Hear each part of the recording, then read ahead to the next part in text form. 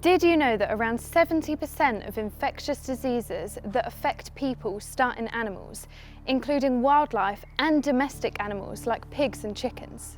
These diseases have been responsible for all recent outbreaks and pandemics that have threatened our global health and economies, including HIV and Ebola. We're seeing an increasing number of dangerous diseases like COVID-19 coming from animals. But in nature, these diseases pose no threat to people and are in fact part of nature's natural system. So how have people been so affected by this new disease?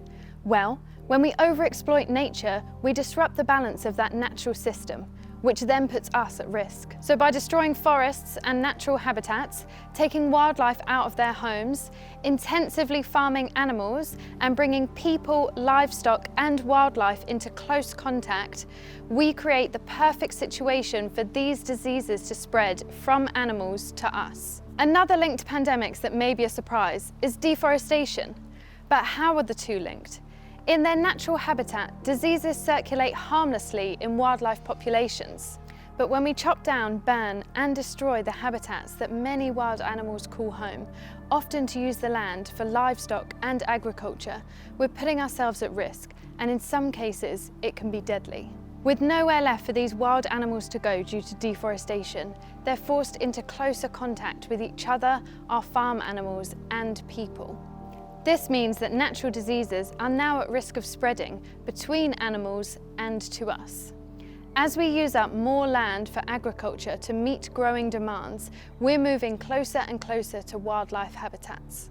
This, together with having large numbers of farm animals in close proximity, is creating the ideal situation for the emergence and transmission of infectious disease. Another way that diseases spread is through the wildlife trade. Here, wild animals are taken from their natural habitat and sometimes even bred in captivity before being transported to be used by people across the world for things such as food, medicine and pets. So, the diseases that normally circulate harmlessly amongst wild animals in their natural habitats can spill over to infect people and spread to become a pandemic. Along with climate change and losing habitats, the overexploitation of wildlife through the wildlife trade is one of the biggest threats facing nature across the world. So should we stop the trade of wildlife? It's a complex issue, as some of the world's poorest people rely on wild animal products to survive. So certain strict laws and bans, even with the best intentions, could simply push the trade underground and contribute to the illegal trade, just like it did with Ebola. So instead, we need to focus on tackling the illegal wildlife trade and making sure that the use of wildlife across the world is safe, sustainable and well regulated.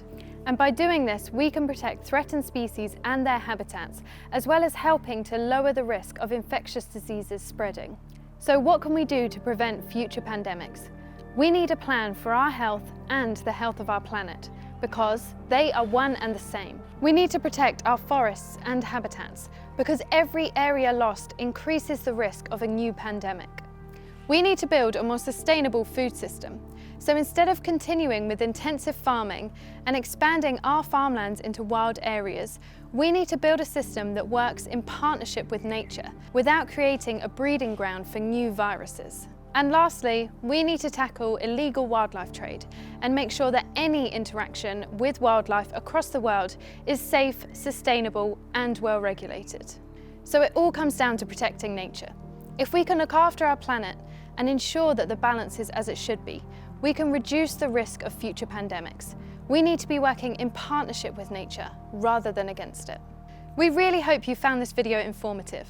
Please share our video to help us raise awareness, comment below if you have any questions at all, and don't forget to subscribe to our channel so you never miss a video.